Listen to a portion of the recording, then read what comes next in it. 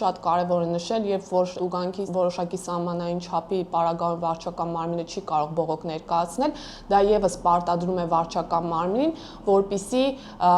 այդ գործերով վարչարությունը պատշաճ իրականացնի եւ օրինական իրականացնի, որովհետեւ արդեն գիտակցելու է, որ Աղաջիածյանի դատարանին պարտվելուց հետո հնարավորություն չի ունենա ներկայացնելու վերաքննիչ բողոք եւ սա կարծում եմ պետք է ստիպի վարչական մարմիններին ավելի օրինական, ավելի պատշաճ վարչարություն իրականացնել, որպեսզի կարողանան հասնել ավելի վստահելի վարչարության